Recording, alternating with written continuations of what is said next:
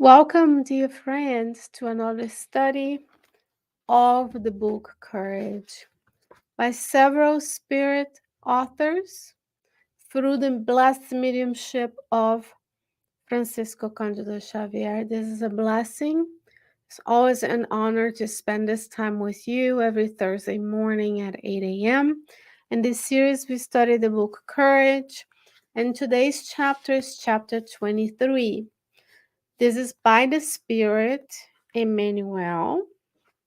So let's make sure that people know. We want to make sure that every time when someone's joining us, they know what we are talking about. And it's titled In the Domestic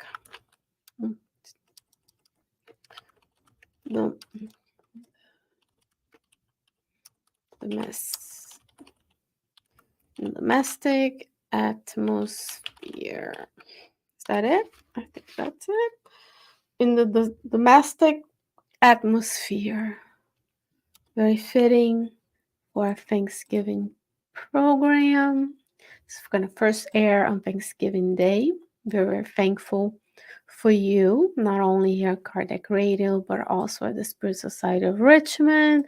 We're thankful for this spirit, this doctrine that give us this beautiful message of hope, of consolation, and a plan for us to move forward.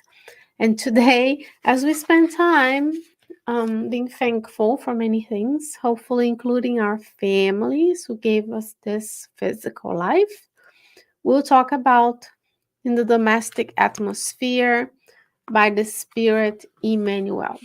So Emmanuel says, quote, "The passage of the Good Samaritan, repeatedly studied, always give us new teachings. The compassionate traveler finds an injured man on the road. He then does not hesitate in helping him. He stretches out his hands to him. He takes care of his wounds. He helps him without any prejudice. He takes him into the nearest inn so that the injured man may have a rest. He forgets comfort and remains with him while it is necessary. He does not ask any questions. Before going back to his duties, he leaves no obligations to the injured man, but provides enough money to pay for his assistance and recovery. Period." Through this message of the Good Samaritan, Jesus taught us the exercise of real charity. However, up until now, nearly 2,000 years have gone by, and we have applied it usually to those who do not make part of our social group. In fact, very often, those who need help are in our domestic atmosphere. They do not come from Jerusalem to Jericho, but they have been losing their faith and joy, enduring suffering, and their best hopes plundered. How many times have we seen the victims of obsessions, wars, sadness, and trials in our own house? In view of these, let us understand that the parable of the Good Samaritan, which is always a blessed light in the daily life, will produce admirable effects every time we decide to apply it on our domestic life. Therefore, let us do so, thus understanding and helping neighbors, colleagues, relatives, and friends without asking or demanding anything. Emmanuel. What a fitting message for this morning, if there was anything else we could say. So what kind of help are we extending to those in our own homes? in the book Jesus in the Home, Neo Lucio describes the many meetings that Jesus has had with his apostles.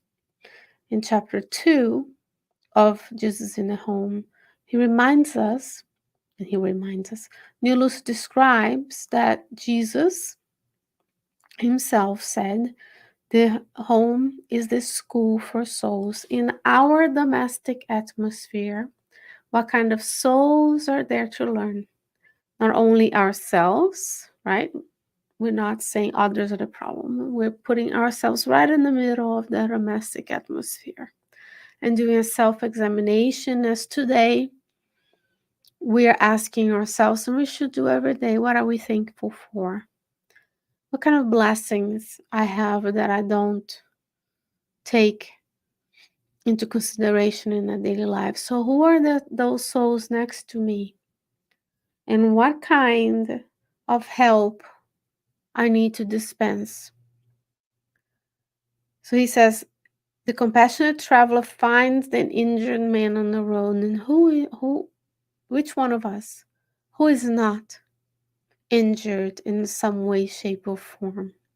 We're not perfect yet. We're perfectible, and we're moving forward. And the compassionate traveler does not hesitate in helping the injured man. So if someone in our home is injured and suffering, are we hesitating to help? Are we stretching out our hands to him or her? Are we taking care of the wounds of childhood, the wounds of previous lives, the wounds of adulthood, the wounds that are still open and bleeding? The compassionate travels helps him, the injured man, without any prejudice. Are we able to help not only our loved ones in our atmosphere, but our colleagues, our neighbors, humanity at large? Are we taking them to the nearest inn so that they can have a rest? Are we forgetting our own comfort in order to have the time to help them? He does not ask any questions. The compassionate traveler is not asking questions, but we do, right? It's much easier to dispense this kind of unhinged compassion when the people who are being we're helping are not directly related to us. Going back to the duties, a compassionate man leaves no obligations to the injured man. So we're not doing this expecting anything in return. Emmanuel himself says 2,000 years have gone by and we have applied it usually to those who do not make part of our social group. In fact, very often those who need help are in our domestic atmosphere. So as we spend time enjoying Thanksgiving, you see how the spirits plan this very well for us, this message of caring for one another through a very stressful time. It is stressful to travel during big holidays. It can be not stressful for most of us. It is a stressful journey. It's also with people who know how to push our buttons. So, how kind of kindness are we extending to them?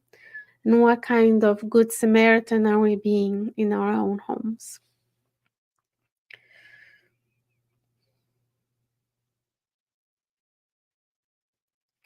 And last but not least, I'm going to leave these words of Emmanuel with you.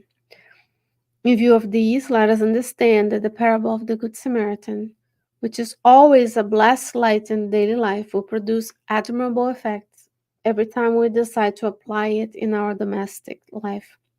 Therefore, let us do so, thus understanding and helping neighbors, colleagues, relatives, and friends without asking or demanding anything. That's a great lesson for all of us today, myself included, as we gather together and enjoy each other's company. One of